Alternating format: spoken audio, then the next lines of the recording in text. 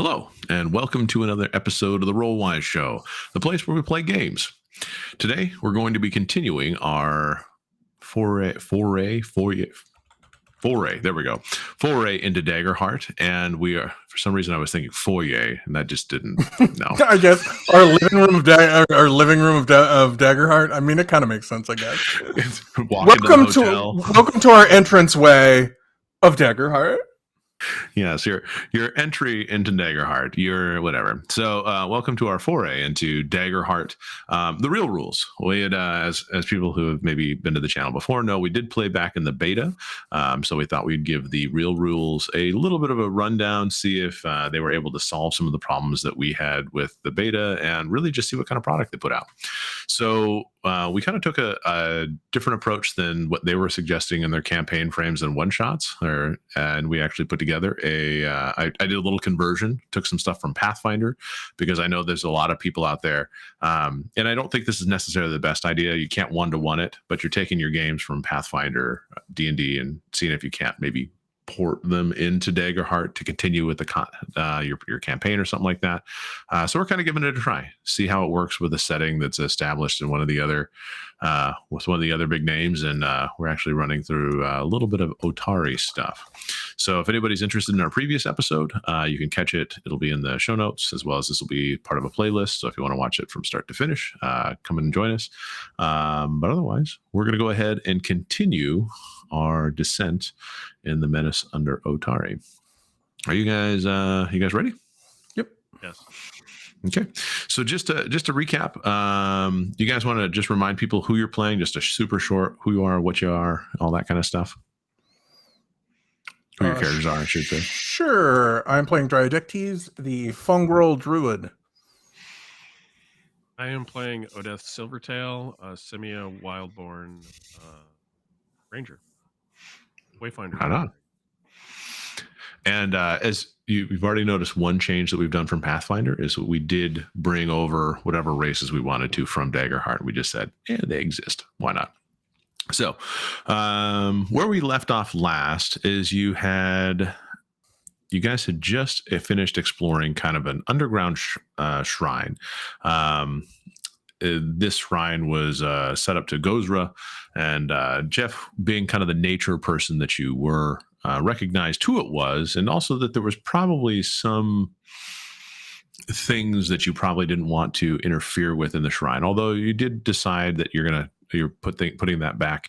You're going to bring that back to the village so that they can be aware that there's this shrine underground, as it is raging seas, sailors, and all that stuff. But as you proceeded farther down the passageway, you came upon an area where the smooth, like kind of the natural stone and everything like that, moved into more of an actual carved out room, and you had heard some noises. So, just to kind of get your guys' sense, is that you have this thing. It looks like more that there's a wall that has fallen down into like a basement or a root cellar or something like that, rather than the continuation of the cave. At this point, I kind of imagined you guys outside that, because you could hear a noise speaking that was happening. It was just a little hard to make out from where you were at. So tell me a little bit about what your characters are doing. How are you approaching this new situation? Brent or Jeff, who wants to go first? I will, I guess. Probably trying to be semi-stealthy, trying to be quiet. Okay. There's other beings about, and we don't know who they are, and we've had at least some hostility down here. All right. And what are you trying to, in your stealth, what are you ultimately trying to achieve? Are you just trying to get a vantage point? Are you trying to sneak up on them? Trying to get a vantage point to see what's going on, or to hear what's going on. Okay. Sometimes you can find a place where you can hear rather than, before you can see. All right. Well, so in this case, what were your two experiences again? You had Nature's Friend, and you had did you have your other experience down there? Practice makes perfect. Practice makes perfect. So in this scenario, because it seems like whatever's happening is distracting them. You can kind of hear banging on metal and stuff like that. If you want, and I think this is kind of a neat idea, is you can spend a stress to have an automatic success, or if you want, you can roll. Done.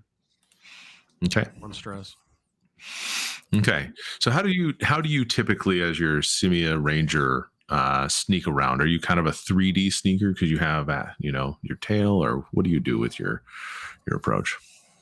I mean, if there's a benefit and handholds and footholds to climb, I would climb. If there's not a benefit, I'm not climbing. Just to stunt climb. Okay. That makes sense. So just basically finding places to hide in the shadows and remaining as quiet as Try and possible. stay in the shadows and try and be quiet. Okay. So as you make your way up into the room looks like it was probably once a storeroom for a building above. And at the far side, you can see what looks to be maybe a cage or a cell, but now it's really just full of crates and barrels. In front of the cage, you can see 4 reptilian figures kind of clustered around a rusted-looking gate and arguing in their high-pitched voices. One of them, leaner, cloaked in kind of a patchwork leather, snaps at the others, and you can tell that the others are like kind of flinching back from the rebuke. And you can kind of hear them kind of talking amongst themselves, and you hear the one in leather yelling, "Rockbrain, you jammed the lock with what? You think stones are keys now?" And then one responds back, "It was tactical sabotage." And then the one barks at it again, "It was tactical idiocy. We're trying to get in, not keep people out. Whimpertail, stop licking the hinge. And you, shiny sniffer, if you pocket one more rusted nail, I swear I'll throw you in the spider's nest to see if Kirsty is still alive." They kind of trail off into arguing even more. So So that's kind of the creatures? What's that? Do I recognize the creatures? Yep, they're kobolds. Yeah, you see 4 kobolds basically looking to try to gain access into this storeroom. They have not seen you or anything like that.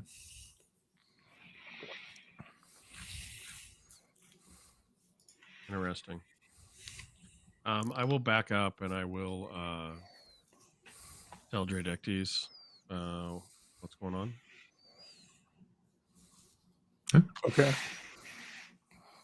The spider nods and waits for you to decide what we're doing, because they're probably the ones robbing the storeroom. They're already freaked out over spiders. Yeah, but I'm not a very big spider. Aren't you? I don't think. It just says tarantula or wolf spider. It doesn't say I'm a giant spider or anything. So, well, let's just double check. I thought you were bigger than that, but I mean, maybe I was just imagining something a little bit. I think it would be weird if I was that small, but yeah, it does seem odd that Okay, index. Druid beast form.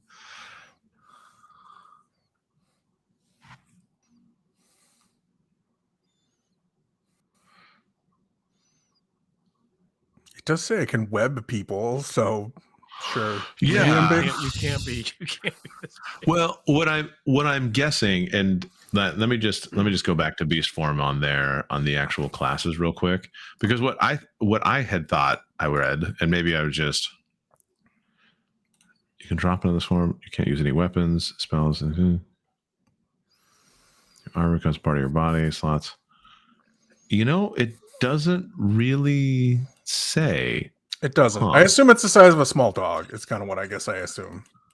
I assumed it was a person size or a fungal sized spider. Well, you shifted into was the same approximate size. Well, I don't think that's true, because being small is probably what gives me the advantage on sneak and stuff. Okay, which I have. that makes sense. That makes sense. Sneak and evasion is probably due to being small. +2 evasion, +1 advantage on sneak. So, Well, I mean, this is what I would probably say, and this is one of the kind of like optional. This is where it feels a little more loose with the rules and everything like that. Is that I agree with you, Brent? As I didn't imagine a big spider, but at the same time, I also didn't imagine A tiny spider. tiny Yeah. little, spider. So Yeah. I had kind of imagined that when you did the transformation, you turned into that. Like that's how you appeared, but you were, as you said, like the size of a dog or a small creature or something. Yeah. So I'm kind of the opinion that I don't really feel like you can web a person being this big. So It's magic, so it's hard to say, but we'll say it's the size of like a small dog. I feel like that's an appropriate. You could be the size of a small dog, maybe a sheep, kind of in that small creature category. So I'll leave it up to you as to how big it is there. Sure, dog Yeah, size. because it says. Okay. All right. So yeah, you're at least large enough that they wouldn't miss you if you were to stand in the middle of the room. Unless I rolled really good on my stealth roll. That's true. You were standing in the middle of the room, but on the ceiling. Right. So I kind of wait if you have a plan, since I can't talk to you. I kind of just not. Yeah, I'm just trying to. I don't want to put you in an abnormal amount of danger, but my primary weapon's a bow, so I don't want to close in, close to him. That's fine. They're- I can sneak up on them and see if we can attack them. I think they're pretty spooked about the spider, though. It sounds like one of their peers is webbed. Correct. Yeah. When the one that was. We don't get the jump, but I described to you the guy in the leather armor, because he seems to be the main leader? one figuring stuff out. Yeah. Okay. Mhm. He should So, be yeah. the focus of any attack or surprise or startlement. I guess I will. I guess I will sneak into the room and see if I can get an advantage to attack the one that looks like a leader. And I'm going to try to get into position to use my bow. Okay. Let's see. So basically,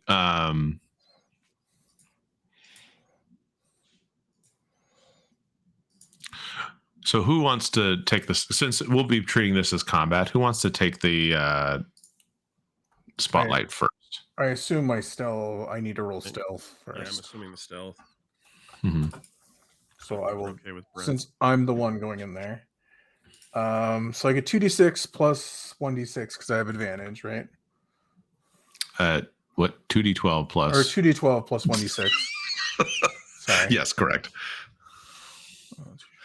I was like, wait, where are we? What's going on? Plus agility or instinct? To sneak. Yeah. So that's going to probably be a finesse roll, if you're being honest. Really? That feels like finesse. I thought it felt. Oh, it says hide under finesse, so yeah, that's does fine. it? Okay. Yeah, Alright. so I have +1 to finesse for being spiderly.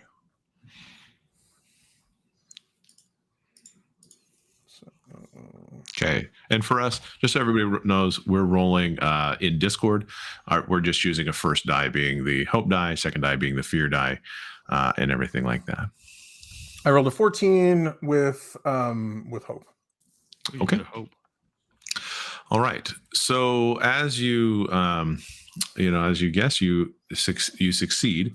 So in Daggerheart, we have a yes and. So yes, gain your hope, and kind of describe how you're coming upon these unsuspecting kobolds arguing about getting into this rusted cage.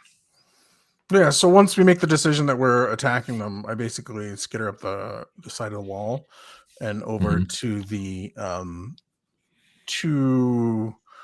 and then slink over on the ceiling because A, they're distracted, and B, they're probably not looking at the ceiling. And then as soon as I get close enough, my plan is to just drop on the leader one. Okay, a drop on the leader one. So you succeeded. I mean, if a kobold could turn a shade of purple or red in anger, you can definitely see the leader is just, chirping at the others. And it literally looks like they're dressing down. It's kind of like start getting them to kind of skulk away. Go ahead and in this case, we're going to go ahead and we're going to attack him. So you have to roll an attack against your adversary's difficulty, and so the adversary's difficulty was he is, well, I mean, I guess it doesn't matter. 12 is what his difficulty is. Is that strength to hit then?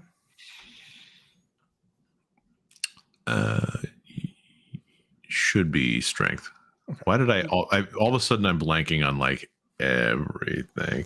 Well, I'm just using asking. a weapon. He's using the.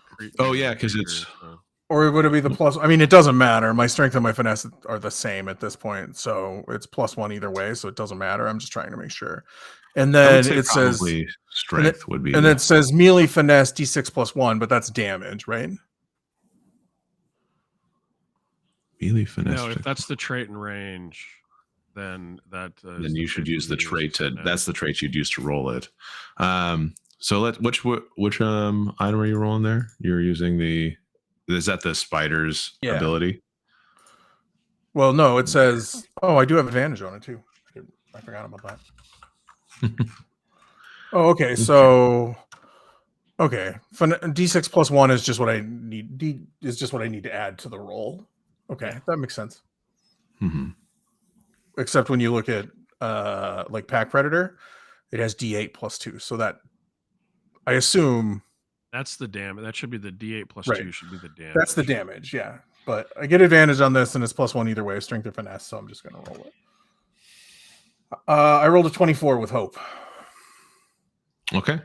Did you roll a? Oh, but you didn't roll a critical. You just rolled really well. Yes. Nice rolling, partner. Yeah, it's worked out so far. Okay. Do I hit him? Yes, I told you his difficulty's 12. Oh, I didn't hear you. Sorry. I think we talked over you, Mike, or I did. So that's 1d6 +1 for damage. Mm-hmm. So I did 7 points of damage, so I did as much damage as I could. And he is now poisoned. Ooh. He takes 1d10 direct physical damage each time he acts. Each time he acts? Yes. Wow. Okay. Poison's good in Daggerheart. Sounds like it. Or bad if it happens to you. I think with the spider's poison that you have there is actually a really good poison. It's good at tier 1. I don't know if it scales up. You know, you'd probably find that when you get to the tier 2, tier 3, you'll find better stuff out there. But honestly, when I was looking at that, I thought it was a pretty good thing.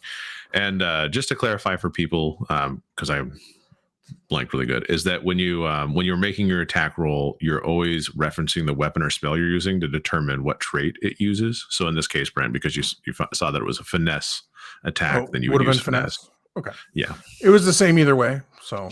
Mm-hmm. Yep. And so always look at your equipment to see what it's going to use to do that. Now, I believe in Daggerheart, you could make adjustments on the fly for other traits to work in some cases, but that would be more the one-off than the rule. So, okay, well, you attack and you're successful. So you weren't able to severely wound him, but you did get a good chunk. So tell me exactly how this plays out in your mind. You're basically biting him to poison him? Yeah, I dropped down on his back and I bit him in the neck when I landed on him. Well, the dressing down that the kobolds were receiving, all of a sudden they're like, Jesus, the kobold equivalent of Jesus or whatever the hell it would be. They scream, they scream explicatives in both a common and a kobold tongue. So you think you hear them say it's the spiders come to get us. Now I could attack the dude again, right? Mm-hmm. Yeah, you could attack the dude again. So at this point, if you want to just be like, right, I can just go until I roll with fear, basically, right? So there's a couple things you can either, if you kind of were going a little long, I might put the spotlight over to Jeff, or if I want to spend fear, I can interrupt you, GM can always go when he wants to go to add drama and tension. But yeah, rolling fear would allow me to make a GM move. Or you can spend fear, to go. Basically, we get to go until either one of us rolls with fear or you interrupt us, right? Basically, yeah. I mean, if I feel like there's a, like I said, GM can always go, but let the fiction play. Okay, so yeah, you've jumped on his back. You've gained a nasty bite in, and you feel the poison get injected under the skin, and you can see his kind of the scaly, kind of turn sickly and purple from the injection. Keep biting him, Jeff, or would you like to shoot one of them? I think I'm going to shoot one of the other ones. Okay. Whichever one is closest. Whichever one could try to attack. And, all right. And help the poisoned guy. Okay. All right, so that's 2d12 plus 2, because with my bow it's agility. Right? I don't have advantage though in this case. So, all right. 2d12 plus 2. A 14 with hope. Okay. So yeah, so you're able to pop off one of those shots. The one that Brent is on, obviously it seems like it's getting the most attention, and the other two kind of are backing away, leaving themselves fairly exposed to you. How much damage do you do? I do 8 damage. It's a d6 plus 3 with the short bow. So okay, 8. And it's physical damage from that, obviously. Mm-hmm. All right. So you shoot you shoot the dagger in, and you see that it goes into the kobold's side, and it kind of is knocked out of its surprise. Did you say dagger? He said dagger. Oh, okay. Shit. I was confused. It was an arrow, but yeah, I was just confused for a second. I was like, see the arrow. Confused. The world's first short bow. I have a dagger bow. It's truly a magical world. Yeah, every once in a while. Daggerheart. What else would I be using as projectiles? A dagger to the heart, obviously. My bad. But it was fine. I was just confused. I thought that's what you meant. I didn't mean to call you up, but I thought that was what you meant. I was just really kind of confused for a second. I was like, wait, did the kobold stab him? I'm confused. No, the kobold saw that an arrow was coming and just stabbed himself. I'll save you the trouble. No. The arrow is sticking out. You can tell that it kind of like knocked him out of his shock at seeing the spider, and he sees you, and kind of like you can hear him kind of rumble something in the back of the throat, kind of raising an alarm amongst them that's not just the spider that's here. They now, at least to them, it looks like there's maybe a Simia with his pet spider. They're not really sure, but it seems as likely as anything. All right. You guys want to pass the spotlight back and forth? Or how do you want to do it? I'm willing to pass it back to Brent. Sure. I'll attack the kobold that I'm on again. Now we're all confused. The dagger thing just leap across the room and attack my friend. We'll confuse them. They won't know what to do. Yeah, it's a ploy. I'll yell out, "I'm sorry. I tried to shoot the spider and I missed. Let me try again." So yeah, I'll attack the leader again. I rolled a 17 with hope. Okay. Nice. And we get a hope every time we roll with hope, right? Is that right? Is that how that works?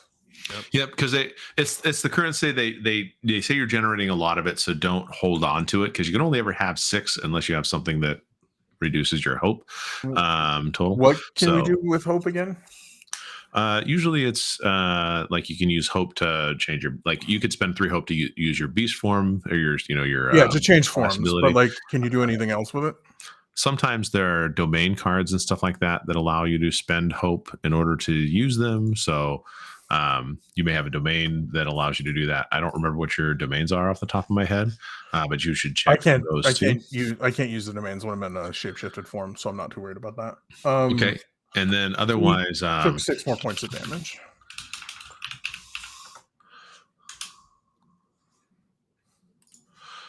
Okay, 6 more points of damage.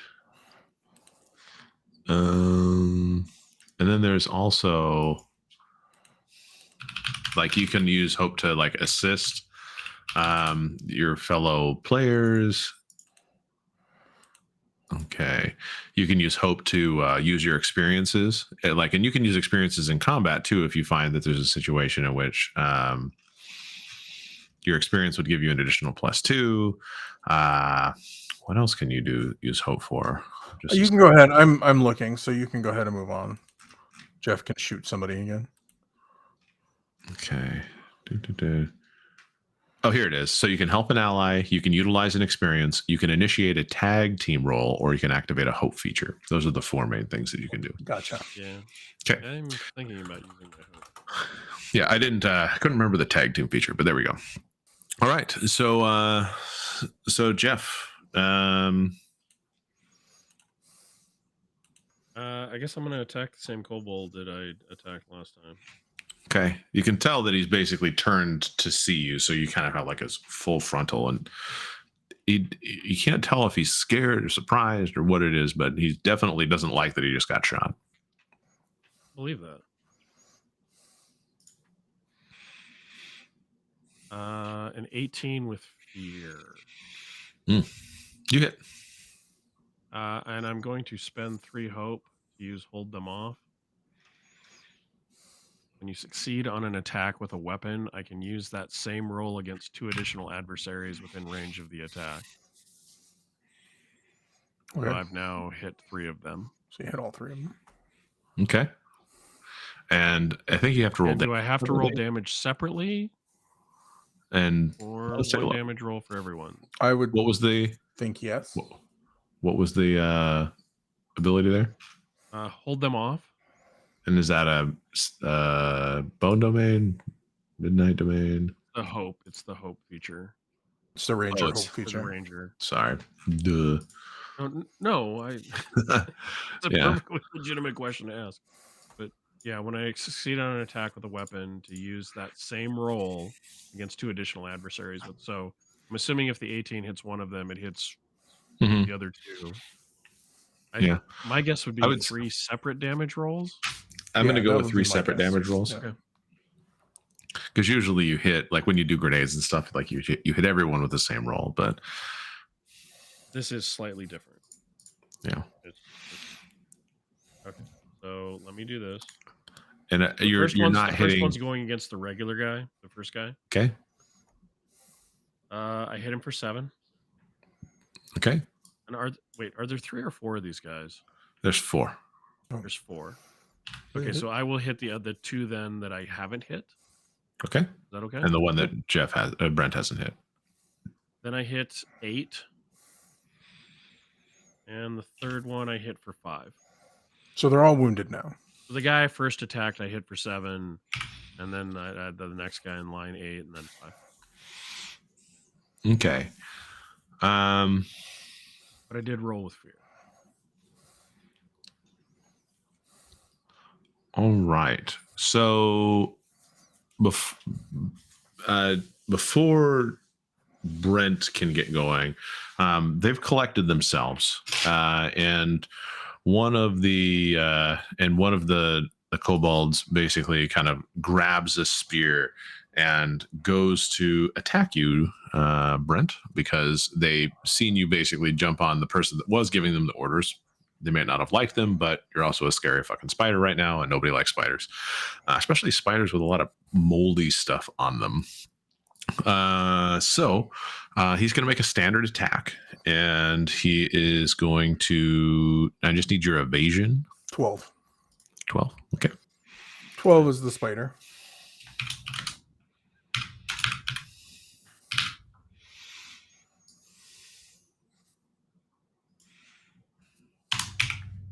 And adversaries only get 1d20. So that ain't gonna cut it. So he basically, he can tell in his caution to avoid stabbing the leader. He kind of like tries to bat at you instead, and kind of bats around you to try to get you off the back of the leader. So you rolled a 5, just so everybody knows. Yes, I rolled a 5, which means I missed doing anything cool with that. And I think what we're going to do here, let's see, 1 second.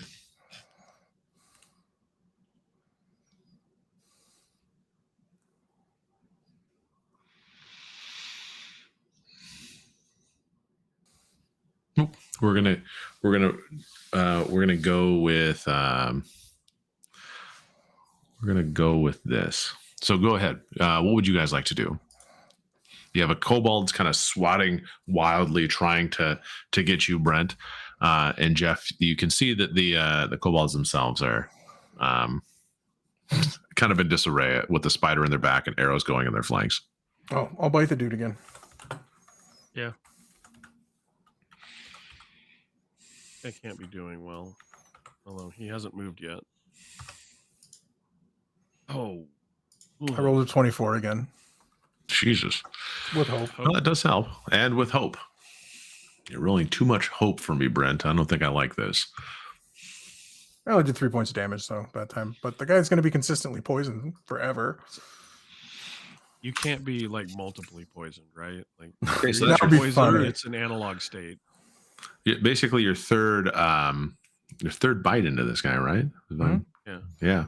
So basically, you bite, and you just kind of you feel him start to slump over. So in this case, it seems as though he might either be succumbing to your bites or the poisons, but he is slumping over.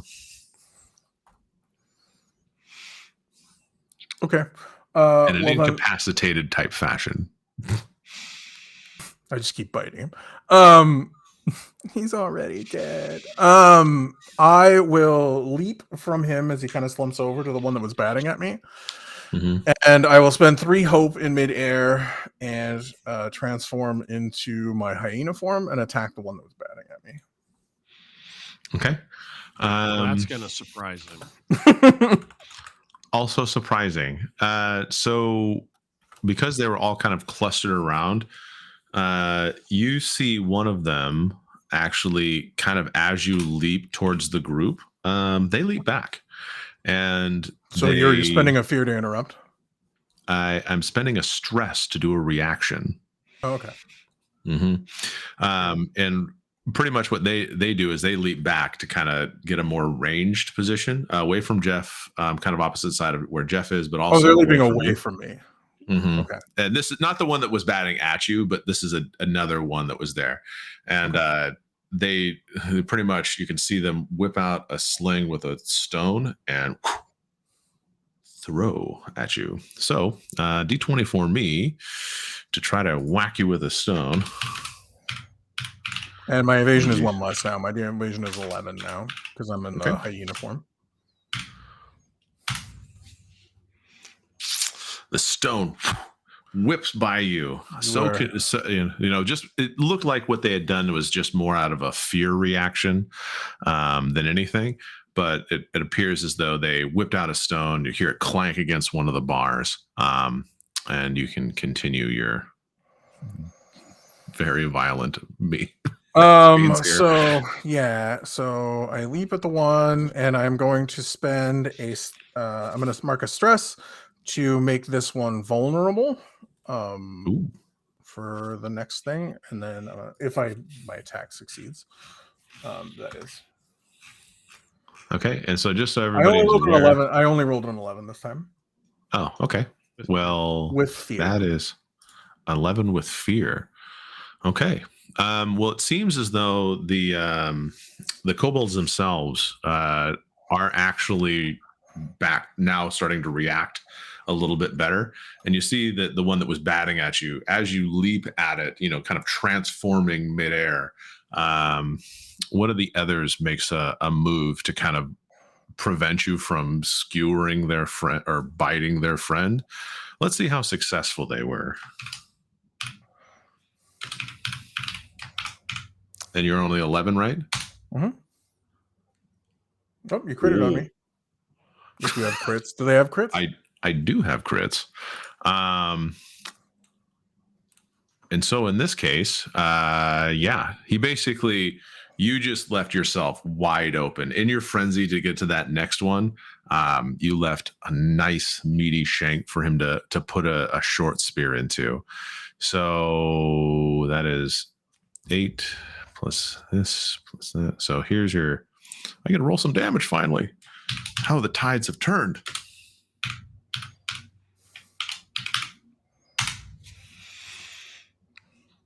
Thank you, D8. I appreciate your service. So for everybody else, I rolled a 20 to hit him, and I rolled a 1 on damage. Thank God I got some You get critical plus damage in there. 13. So how does armor work? So your thresholds determine how many hit points you take off of the yourself. So if, for example, if your threshold, your lower threshold, anything in that range, so 0 to that is going to be 1 hit point. Anything above that is going to be 2 hit points, and anything above your high threshold is going to be 3 hit points of damage. And there is an optional rule. 13, right, Brent? I guess I don't understand. Like, so what's your high threshold? 14. So 14. So with your damage threshold, because I've hit that threshold, that would mean I hit the severe threshold for you. So I actually do 3 hit points. I thought it had to be over. But 'Cause the way it looks on the sheet is how do I spend anything armor? over 7 up to 14 is major damage. Anything over Mhm. 14 is severe. Am I reading that wrong? Well, let me take a look. So marking hit points. Severe damage is equal to or above your severe threshold. Mark 3 hit points. So major damage is equal to or above your major threshold. Mark 2 hit points. And minor damage is anything below your minor threshold. At or above. Okay. I'm Mhm. reading. I was misinterpreting the way that it is on the sheet. Yeah. So it's 14 not would be above severe it. damage, which would be 3 Yes. hit points. Mhm. But Yep. what And now you. I can spend my armor to reduce that, right? Yep. So armor, using armor, and so when you use your armor, is that it's you mark an armor slot next to the large shield on your character sheet, and each time you take damage, you can mark 1 armor slot, and this reduces the severity of the damage by 1 threshold. So you can take it from severe down to major, minor down to nothing. So what does the +4 armor actually do? That tells you how many times you can mark armor slots. Okay. You can reduce it 4 times. So I will spend an armor, and so that Sure. brings it down to 2 hit points. Mhm. And I only can spend 1, right? Correct. Okay. I mean, unless there's an ability somewhere. I only some have classes 1 hit point left. How many hit points do you have? 3? 3. That doesn't sound right. Let me double check. Druid. Something to do with your Starting hit shooting? points. I thought 6. everybody started at 6. Oh, whoops. Oh, I marked them wrong then. Okay. So Yeah, I so take you 2. see So I have 4 left. Yeah, I'm about to say like, wow, I must have missed something, but no. Yeah, 4 hit points left. So it was a good hit. It was a solid hit. You definitely felt the bite of this spear in your hyena form, kind of get you nice in a meaty spot and tear. You can also tell that, when you kind of examining it, you can see that the other kobold is trying to force you into that person, kind of creating a situation where they've got you on both sides. All right. That was my turn. Who would like to spotlight next? Jeff, Brent? Jeff, you can go. All right. I am going to try to shoot the guy that I've hit twice. Okay. The guy that Brent was leaping at, I guess. Or I don't honestly know, but the guy that I shot twice. How about that? My bow. I got a 10 with fear. Okay. 10 does not hit. Didn't think so. So the one that you shot at, it appears as though between the kind of the sudden fury of combat and everything like that, you can see that it became you trying to just thread the needle in there, and you're not able to get into where you need to be. However, it does leave you open, because remember how I said that one kobold bounced back and kind of is starting to take appraisal of the thing. Well, they see you firing, and they take a sling stone out, and you hear a sling coming right in your direction.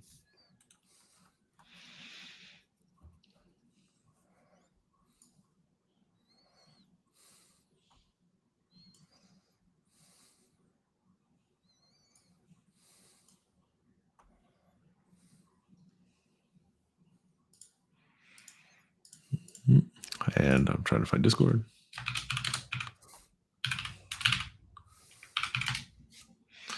$11. What's your evasion? 13. 13. Yeah. You hear the stone and it clatters off the stones behind you.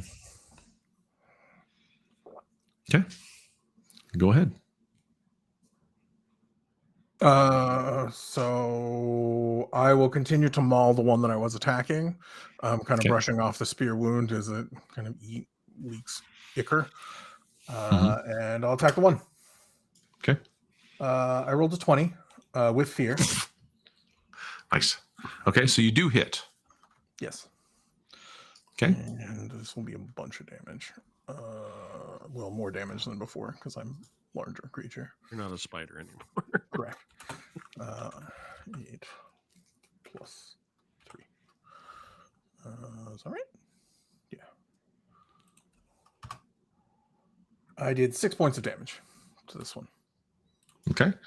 Well, that was actually enough to finish off its last hit point. Between you and Jeff, you had done quite a good job on this guy. So tell me, like, how do you, now that you've taken your ferocious hyena form, how do you finish off this kobold? Well, the leap finishes, even though I was kind of knocked a little bit off track by the spear thrust. I managed to bear his bottom to the ground, and I just grab him by the throat and shake it like a rag doll. Shake him like a rag doll. Oof. Breaking bones and tearing flesh as I up the second one. Okay. All right. Because you rolled with fear, the second one is going to attempt to, I'm going to say basically attempt to drive the spear in more and kind of push you off their friend. Let's see how this plays out.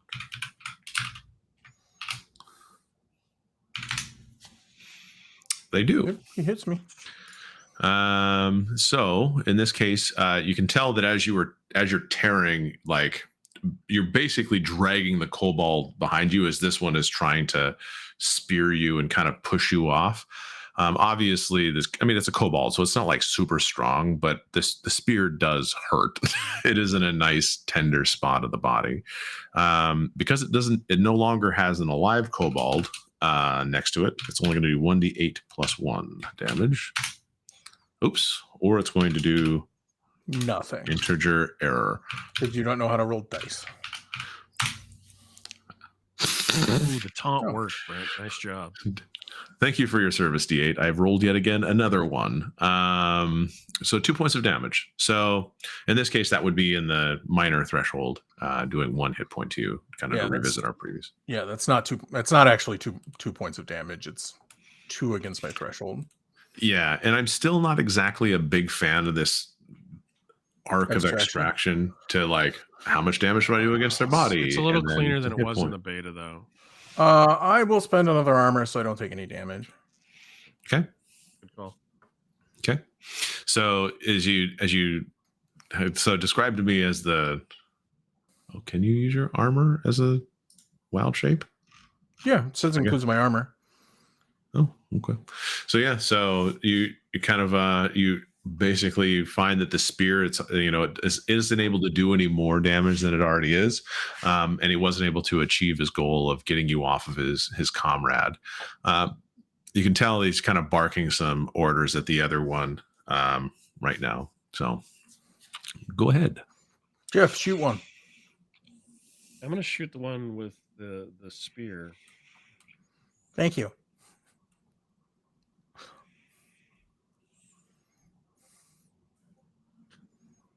Never mind. Spear. Wow. Okay. Well, I can only have 12 fear. And I guess the one thing I would say that I didn't do, and I probably should have, is I should have given these guys some good fear spenders for their abilities. So that would have probably been a smart move on my part, because it at this point, it doesn't really feel like I need to interrupt you with anything. And since I don't have any abilities for them to spend fear on, that's more of that's like an internal design choice conversation. It's a GM thing, but I mean, it's not like, depending on how far the thing goes, it's not like it goes away. No, but it would have So- been just because they suggest using in this kind of fight, a certain amount of fear for the fight overall. So let's go ahead and you're still keep yourself open. That one with the slings is going to try to whack you because that's their job, is to kind of roll 10 every time. So you feel like a hail of stones just coming in your direction, kind of clattering It's distracting around I you. think. It must be if it's caused you to miss. So they're doing their job, I guess. May not see the hit points and all that, but okay. Go ahead. Who's got the spotlight now? Do you want to try shooting the spear guy again? I will try shooting the spear guy again. I will try. Let's hit him. Be great. A 20 with hope. Okay. And 12 and a 6. Nice. So that is higher than the difficulty. Go ahead and do your damage. Those 21 defense evasion kobolds. 7 damage. Okay. In this case, that seems like it's that was enough damage to penetrate it in a weird way. Well, I mean, yes, that's what an arrow does. You made it weird with the pause, but that's what an arrow does. Yes. So go ahead. Describe kind of how your approach is. You've taken your bow. You've shot this last kobold. I was trying to be too cute, going for a headshot the last 2 times. This time we're center massing. We're looking for vital organs in the body, and so I kind of held it for an extra half beat before I let fly. Try to ensure that I'm calm. And now, if he has the hope, he could spend 3 more hope and hit all 3 of them again, right? I don't have it. Yeah, I could, but I don't. But he's got a lot of fear 2 hope right now. Okay. Okay. I was just making sure. I was just more asking just that This is the 3rd one that's dead, so there's only make one sure. more. Yeah, make sure that we could. Oh yeah, the leather guy dead. If I keep reloading hope, yes, my understanding is I can. I just want to make sure we can use it over and over again. So I will leap at the last one, the one with the sling, and attack him. Okay. But first, they're going to spend a stress and try and leap away from you. Oh well, I rolled a 14 regardless. The advantage is really helping you. Yeah, it's a big deal. It's a big deal. A big deal. I did not actually hit you. So well, he's gonna go again after I maul him. So because I rolled with fear. Okay, so what happens in this scenario, and just to kind of explain, is that because we don't really go on turns and anything like that, this may play into your tactics, is that by you moving closer to it, it leapt away, moving farther away, like it moved out of range for combat and threw a stone at you, clattering off the rocks. Because obviously this one is very bad at their job. But if that's kind of like a tactic they're enabling here. So whenever you move into close range, they seem to jump out of the way and fire off a sling stone as they leave. Well, I hit it, which means I can spend a stress and make it vulnerable. Well, I think in this case, because I react, I think that goes first. But if you want to move again, you can go and do the attack that way. Do we how much move do I like? That's where the turns get a little weird. It's because you just basically could chase us around, right? Kind of comically. So do I hit him or not? I don't have any more stress, so yeah, you can hit him.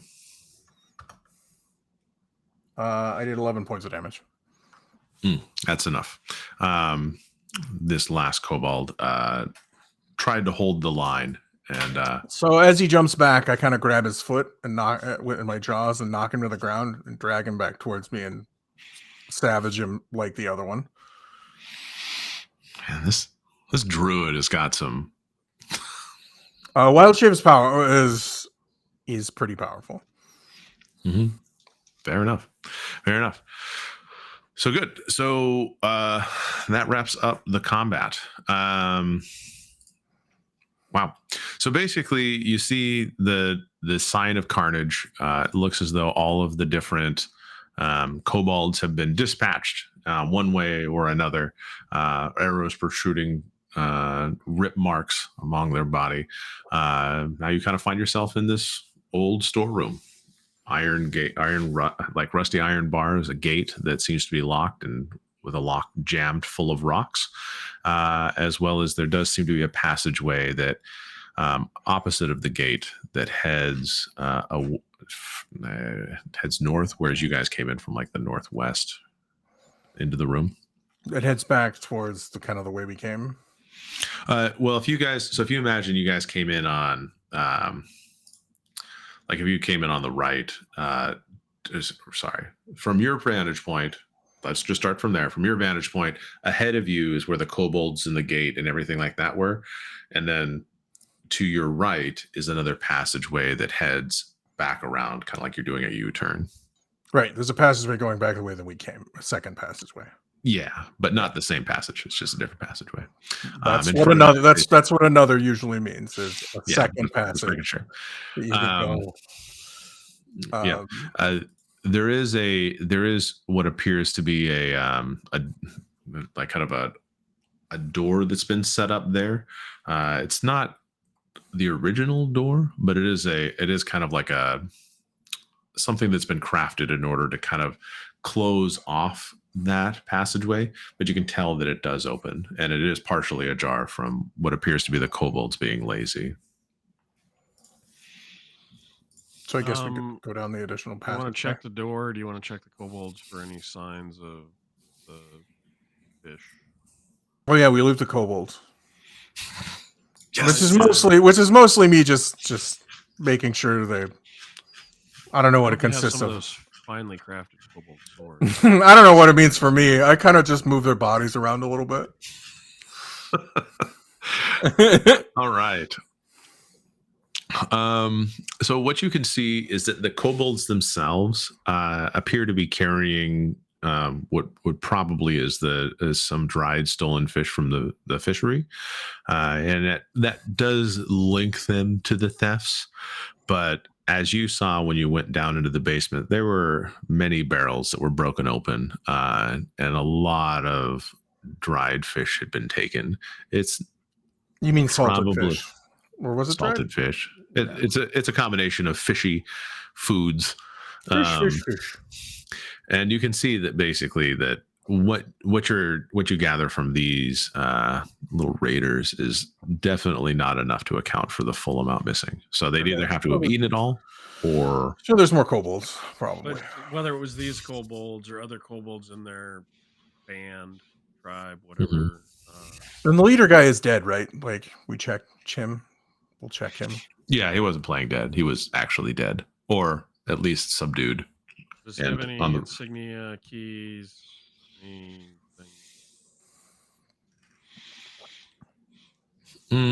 Nothing.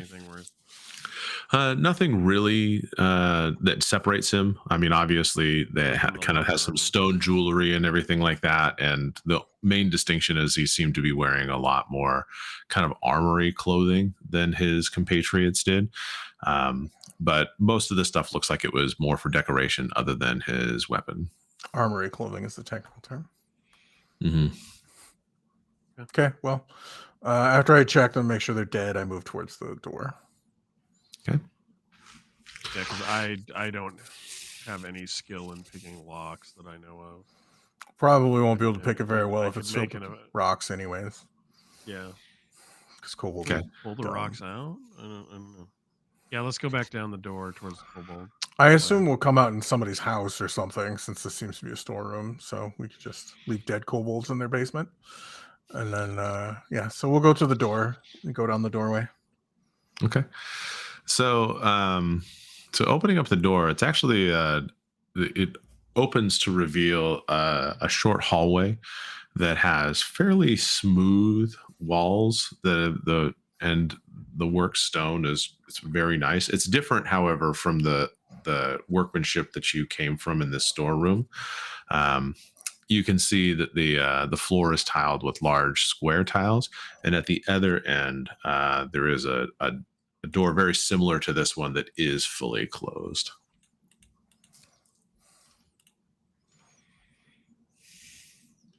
I hold up walk up and try and open it. I hold up my paw and indicate that I don't have thumbs. Yeah, no opposable thumbs. Doorknobs challenging. And you have 4.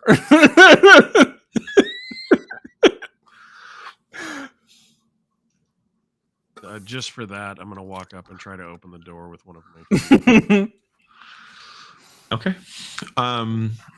So basically, as you, and it's one of those things.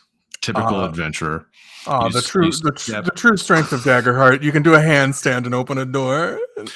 You step closer to go push the door open, much like following it's the same instructions for the original door. And as you step, one of the tiles depresses, and you can see kind of a chain reaction of things kind of heading up to the side, giving you enough time for a reaction roll. Difficulty 14 using an agility. But as you can tell right now, the ceiling seems like it's falling. That's what I'm just thinking is the right roll here. But you obviously, if you have another way you'd like to try to avoid this trap, please let me know. I will try to avoid situate. That's not good. 18. 18. Yeah, with fear. 18 with fear. Mm-hmm. Okay. Well, basically, as you step on the trap, the trap itself depresses down. Now, you could see, of course, the chain reaction of things that are triggering to allow the ceiling to fall. So, describe to me, you're just leaping back, or are you doing anything fancy and special because you're a simia? I'm just kind of leaping back.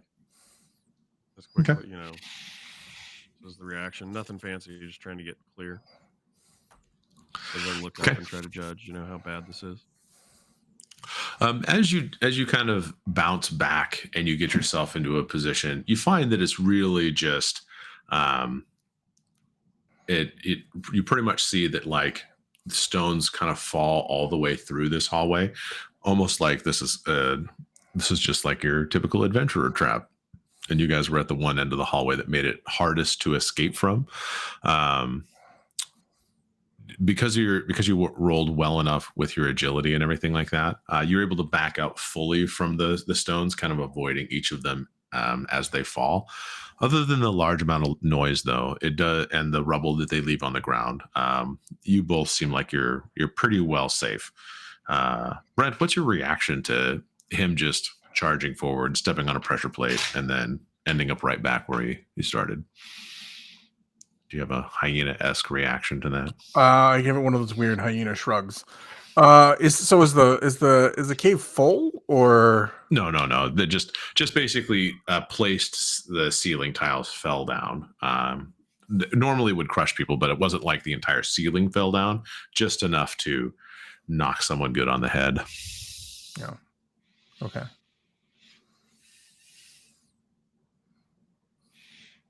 And of course, at this point, you can continue down the hallway once it's cleared. I think we'll continue down the hallway. Yeah. A little more careful, but a little more wary, and they know whoever's down there knows if there's more kobolds, they know we're here now. Okay. So kind of going past, the door on the opposite side of the hallway opens up, and it heads into kind of the door itself slides open, and it reveals a long room. 2 stone statues of priests stands in the corners to your left, so kind of one right next to you for when you open up the door, and then one at the opposite end of the room. On the other side of the room, you see that there's basically a towering statue of a man holding out both of his hands, palms up. And in front of the statue is a stone altar holding 9 golden coins. And a voice booms out from the statue. In my hands, I judge the value of all wealth, rising up whichever is greater. One of these coins is a deception. Find it using only 2 judgments and receive my blessing. Past him, you do see that there is a hallway that continues down at the opposite end of the room, and you see that there are 2 doors.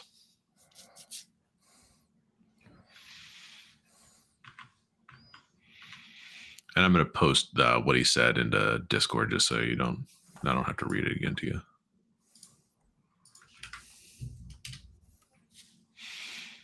I put it in the dice roller because I'm cool.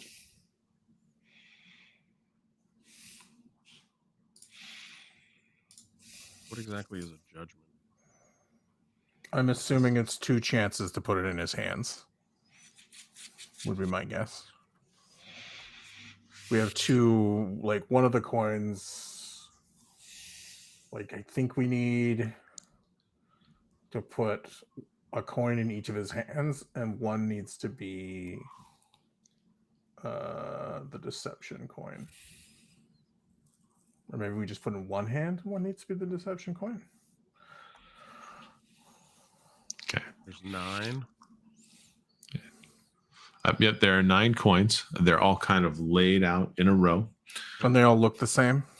They all look the same. Yeah. They all look like they've been, pressed from the same mint.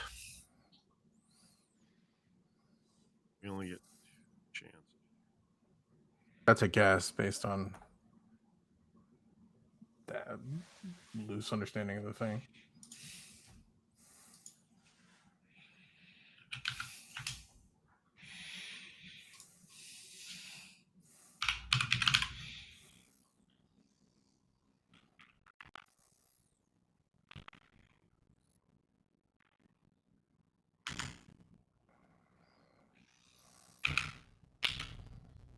Okay, so for simplicity's sake and everything like that, and since we're not a person to have a prop, the coins will be numbered 1 through 9, right? So if you want to put a coin or a group of coins into the upturned palms of the statue's hands, please let me know which coins you would like to do that with. And so, like, I'm going to put 1, 2, 3. Yeah, I don't know how to do it. I don't know how to do it too. If we can weigh them against each other.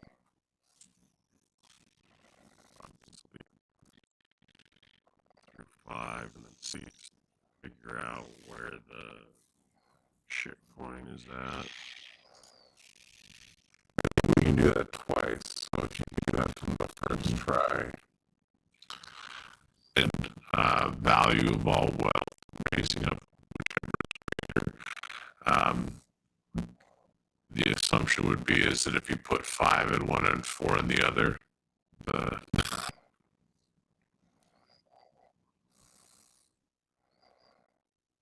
This falls. If we put 5 in one and 4 in the other, and if we put 5 in one and 4 in the other, I don't know how to do it. It'll be even. I mean, other than being a pure. Well, they all look the same, so it feels like what there. So. But I guess that's what you would have to do is put 5 in one and 4 in the other and see if they bounce. And then if they don't, guess we'd have to figure out which coin is even if lighter. they matched up, then we know that it was in the group of 5. But then we'd have to test like 3 against 2, and we couldn't decide what it was if there's only 2 tests. So there. My guess is there's not a way. This isn't a problem that can actually be solved. This is a shithouse guess that we take our chances on. Unless the coins weigh different, like we can like pick up the coins and see if they weigh different or something. Sure. Maybe one's not gold. Can we examine them? Yeah, you can examine each of the coins. Now, in this case, each of the coins weighs the same because this is a magical type thing. It looks as though it's able to know the value of the coins. So, feeling them in your hands, you don't see any discernible weight.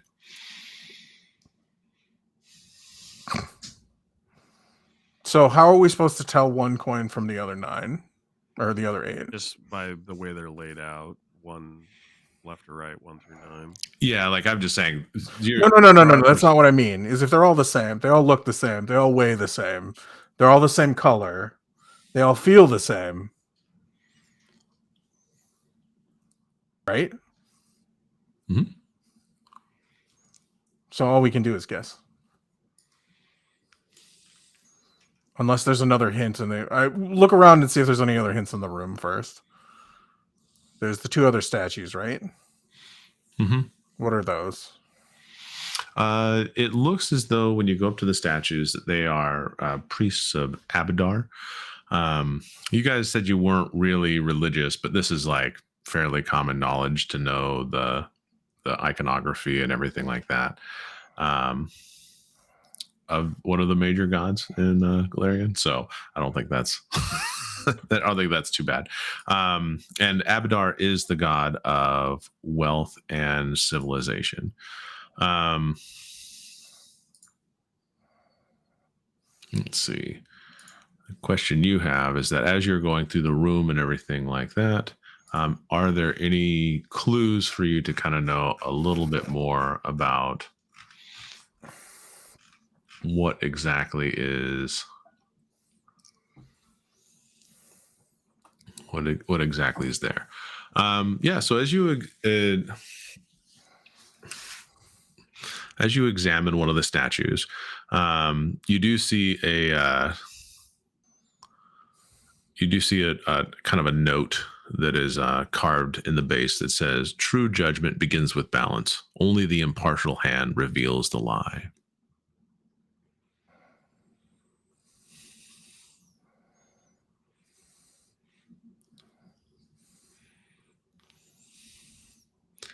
And then the second statue, it says, "Weigh not all, but weigh wisely. The deceiver's hand. The deceiver hides among the thirds." Do you want to post those in Discord for us too? Sure. So when I find the words on the statues, I like bark for you to come read them. I'll take a look. Think. I do the pointer. Begins with balance. Only the impartial hand. Not all, but wait, what? Hides could we do? We could do 3 against 3. We can do 3 against 3, and then if they're all right, we know. Okay, so we could do 3 against 3, and if we do the first 2 and one hand is heavier than the other, we know it's in that third, right? And so we balance it with the last third, and that would be our second time. Does that make sense? Add me up until the second one. Well, so we weigh we pick 2/3. Right. We take 3 and 3 and put them in the hands.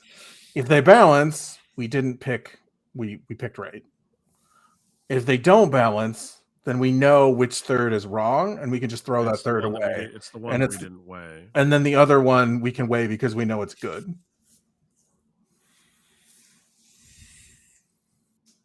All right, we'll take coins 1 through 3 and put them in the left hand, and coins 4 through 6 and put them in the right hand. Or eyeball, I guess. Yeah, thumbs.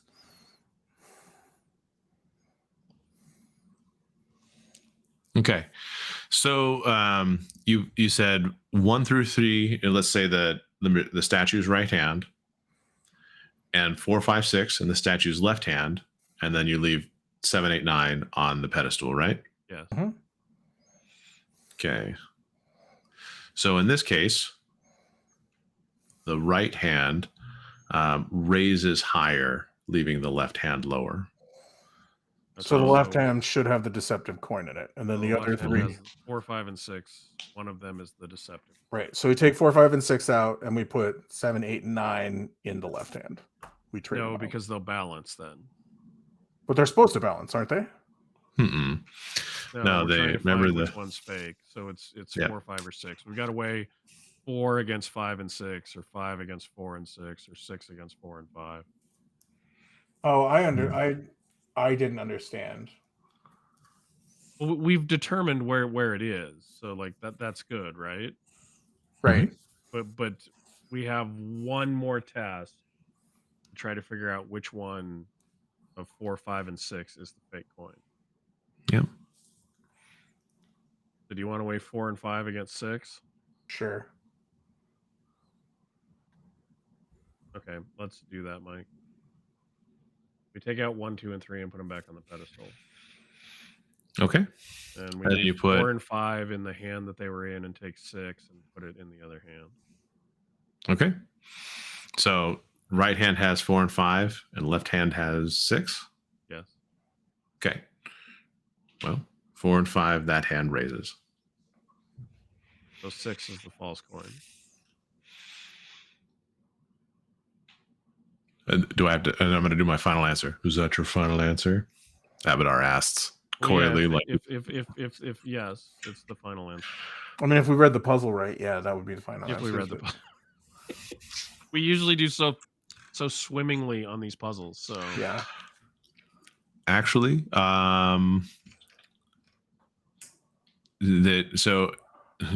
basically you point to coin number 6 for all intents and purposes, and you say that is the deceiver, right? Kind of proclaim it, and you succeed. The real coins fall to the floor as real coins, and the one coin that you pointed to turns to lead. You notice that one of the 2 doors at the hallway to your left, because when you're facing this statue, the way you came in is to your right, and the further hallway is to your left.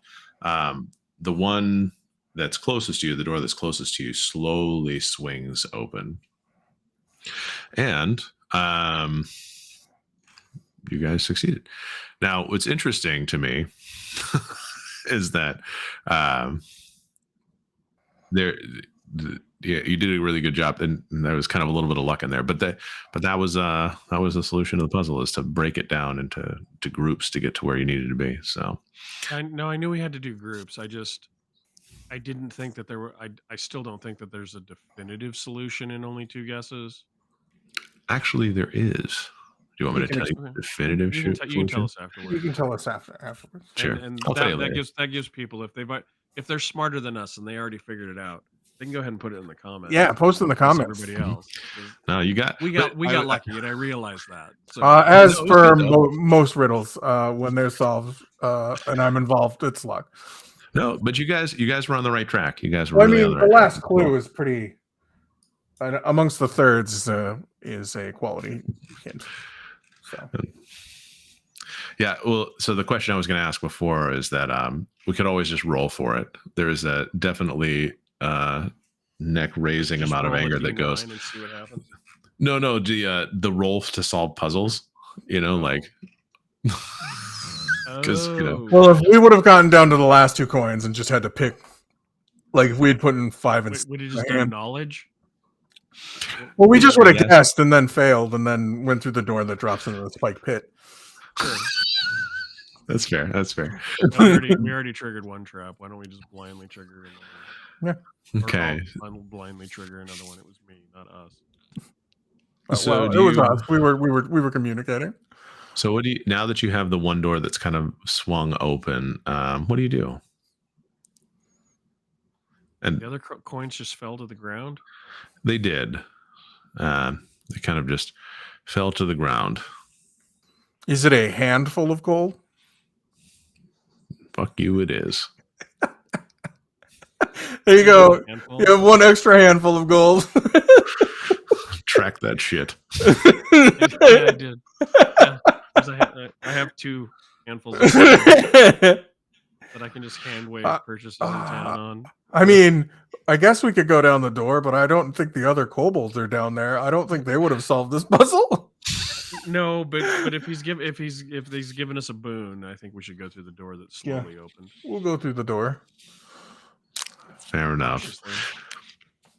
Okay. We'll continue our adventure instead of going back and saying like, yeah, we took care of the kobolds. Should be fine. Yeah, should be fine. You should probably patch that hole up. Yeah, patch the hole. You might want to call in an exterminator. There's some spiders. Big goddamn spiders, and some giant goddamn rats. You might want to cover the hole. What do you guys build on this? What is under here? Yeah, is this on the Hellmouth? Like, it's most adventure. They built a whole town on a. Just condemn it. Just condemn it. Well, that's like in Forgotten Realms. Like half the taverns in Forgotten Realms have doors to the Underdark in them. Yeah. Get your patrons wherever you can, man. You go down the wrong set of stairs and you wind up in a drow city. Mensa Branson? I thought this was the mead hall. I just came to get an extra keg, guys. The drow are like over there, So moving on. So going into the door that slowly opened for you. It leads into a small room. It's not a huge chamber by any means, but it contains an old wooden chest and is emblazoned with the symbol of a key, the same symbol that you saw on the priests, that of Abadar. Behind the chest is a massive contraption of gears and pulleys that look like the inner workings of some unseen device. What do you guys do? I secretly plot burning this Riddle Haven down to the ground. I try and examine the device with the gears and is there levers or buttons? Or is it connected to the chest? Twisty loop-de-loo thing, or a wheel that we can spin over. Is it a music box? Giant music box? No, it is not a music box.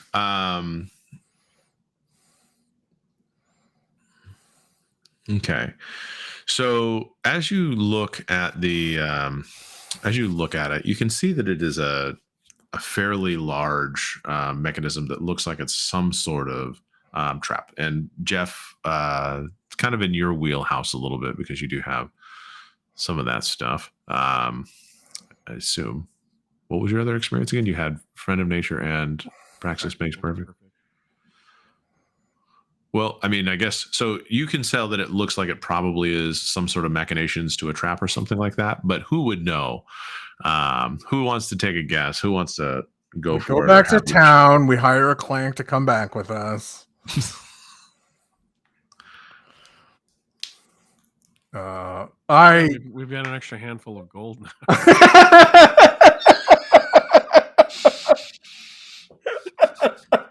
That was the best answer. That was the best answer ever. We have an extra handful of gold now. What you can see though is that there is a lever. As you examine everything and all that, you see. He asked if there was a lever, and you said no. I'm sorry, I missed that. There is a lever that is actually set to it's a wheel. A lever appears. He asked if there was levers or spinners or cranks. He asked that. He had a list. I'm sorry, I missed that. So apparently it just appears out of thin air. I'm a little tired. Okay, and I 100% missed. I missed what Jeff was saying there, so I apologize. Yes, I think you were just thrown off by me asking if it was a music box. I might have been, but you see that the lever is currently set to a disarmed position, and there is an active position that the lever can be moved to without much trouble. Pull. Disarmed and armed. There we go. Sounds great. And of course, you do also have the chest in front of it. Does the chest open? Yeah, it opens. What's in it? Inside, you see a couple 30 goblins of coins. You see a 35 kobolds come spilling out of the chest. It's like a clown car of kobolds. It's a horde. You see a pile of coins, a rolled up piece of parchment, and a small glass box containing a single emerald. And it's another couple handfuls of coins for you guys. And the emerald's worth some handfuls of coins, I'm sure. It's hard to say. Maybe 1.5 handfuls. Maybe 2. A man's hands and a child's hands of gold in the for the emerald. Whoa! Are we talking about Absalom hands, or are we talking about good firm logging hands? No. Are we talking about giant hands or goblin hands? Kobold hands. Kobold handfuls. Yeah, so I will put the emerald in my pack, and I will look at the rolled up piece of paper. Okay. It is written in some sort of mystical gibberish.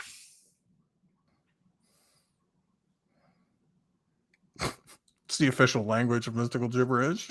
Nice. Okay. Well, I guess I will put that in the pack as well, just, so that we have it. So when we find somebody that reads mystical gibberish, we can. And you have 2 more handfuls of gold. Hey, yeah. So yeah, I'm up to 4. I mean, some of that's yours. Good thing you have hand waving gold. Good thing you have 4 hands. Yeah, we can split it later. I do the pointer at the lever at this point, suggesting that you pull it, I guess. Yeah, go ahead and arm it. Sure, why not? Okay. You know how when you there's certain types of things where it's just like we have this airplane launcher that you kind of like hear it goes click and you feel something in place, kind of lock into place when you arm it. And the lever, of course, stays down. Oh, look, the whole town goes into the Underdark. Boy, Abadar's an asshole. No. Also, as soon as you click the lever, off to the side, you can actually see some small holes that look like they go not to a direction you've been, but you can actually see that they go into another room. And but giant boxing gloves shoot out of them and punch them in the face. And well, now it just feels like an episode of Jackass. Oh! Yeah, exactly. Hey, somebody's waiting over there to talk to you. You should go. You're in the hole. Go over there. So are they? So they're holes. Are they doors, or are they just like? No, just tiny little, like small, larger than a pinhole, but too small to really do anything other than just kind of like see into the other room. I'll take a look. If I could talk, I would look at you and go, "Hey, look, it's a peep show." I didn't pick up on any of that though. I just saw you look at me. I'm like, okay, I'll go look. So, I go over to look. You go over and you don't really see anything, but you can hear voices discussing some stuff. You kind of come into a conversation where you hear like the question, will it eat the town first, boss, or just make them suffer a little bit? Not yet. Otari must remain unaware. The brood must grow strong before it's claiming. But what if the big ones come? Then we bleed the tunnels, collapse the old halls, let them choke on dust and fire. And you hear kind of like a chortle, kind of like a kobold speaking similar language. I still say we let the pet loose. One roar and the town will be ours. They kind of fade off into talking about a bunch of other things. Is this the way of the other door? No, so you're still in that small sealed off chamber. Yeah. You could hear it through those small holes. Right, but there was a left door and a right door. This doesn't go to the other side. No, so like if you go, so basically, when you went into the room, there were the 2 statues. And there was then the altar and statue of Abadar. Straight ahead, there's a door that goes, and then to the right of that, there was the door that opened that you went into. So there's still that straight ahead door opposite of when you entered. Oh, I thought there were doors on either side. But this one doesn't go to the straight. What I'm saying is if we had taken the other door, this doesn't lead. This wouldn't lead to that. Right. Hmm. Okay. That door wouldn't lead. So we're in a top secret room for some reason. Yeah. Is there anything else in the top secret room with the trap lever?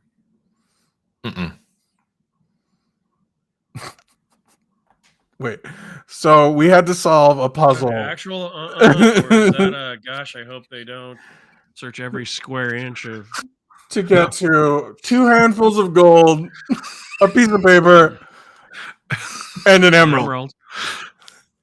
And a lever. And a lever that makes a hearing hole to another hallway.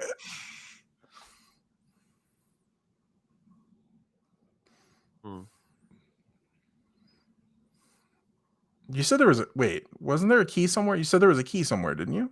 The key's on the chest. It's the symbol of Abadar. Oh, okay. Does the key lift off the chest, or it's like inlaid? It's inlaid. It's more symbolic than like an actual key. I don't know. We don't have fancy chests like that back in my village with inlays. Things like that. As soon as you loot the chest, it vanishes. Now, Nothing like that. So I think there we're gonna probably pause it for the night because I know that right now we're a little late where Brent is, and I already apparently I'm tired because I'm just all over the place. Was there a lever? Yeah, there's a lever. Yeah, that was pretty funny. That's my favorite kind of GM mistake, where somebody specifically asks, "Is this in the room?" No. There's a lever. Don't be ridiculous. Why would there be a lever? I have done that so many times. No, you're focused on the action and what's going to happen, and then it's a mundane thing, and you're like, I know. All I know is the next fantasy adventure I run, there's going to be a lever, and some people are going to get punched by boxing gloves. You pull the lever. All opens, and the boxing glove just punches you right in the face. There's my puzzle. There's 4 levers. One is fun. Choose wisely. Yeah, but the secret is that everything punches you. Right. One just happens to punch you and open a door. The worst part is because the gods in my world are dicks. There's I think it was like an obstacle course where you ran across like a rolling tube and then you had to leap, and then there were like 3 doors on the end, and one of the doors would fall down, but every person that went up to it had a random door that would be the open door, so you couldn't like watch another person and then try it yourself. So I have a feeling that's what yours would be: is you get one attempt, you pull, punch, and then all of my puzzles are going to be MXC events. They're going to be like that old show where you run gauntlets of like on the roller, foam roller and stuff. It's a puzzle. It's not really a puzzle. Well, I solved this puzzle by rolling decks. Thank you. That's like, I don't know. Yeah, I don't know if you. I suggest you watch it. Mystery Quest, who wishes one of them any congratulations to them. They have a Christmas episode from last year, and he has a riddle room in it, but he just asks trivia questions, and they're like, and the players are like, these aren't riddles. Riddle me this, Batman. And he's like, shut up, it's my riddle room. Like one of them was what is the first sci-fi role-playing game? Like, yeah, it's trivia. It's not even real, and they're like, these aren't riddles. It was pretty funny. He's like, I couldn't be bothered to make this into a riddle. Welcome to my riddle room. That's what he says before he enters the riddle room. It's pretty funny. I suggest everybody watch it. It's a really funny episode. All right, and with that, we're going to pause for the night, and we have another episode coming up. We're going to talk about 1-hour RPGs, pros, cons, practicality. We saw some thoughts from another blogger online that we wanted to kind of use to discuss. So look forward to that this week, and then of course we'll hopefully be wrapping up this part of the adventure next week. We didn't die to the kobolds. I'm going to make scrawl some changes on my side. Oh, good. 1 crit almost killed me. So it's not true. It almost killed you when you thought your hit points were 3. Well, that's true. So with that, Jeff socials. Jeff socials. Social media. You can find us. We are at Rollwise on Blue Sky, Facebook, Instagram, Twitter, and Threads. You can also email us. We are rollwiseguys@gmail.com. And as always, thank you for joining us. Roll well, roll wise, and be safe out there.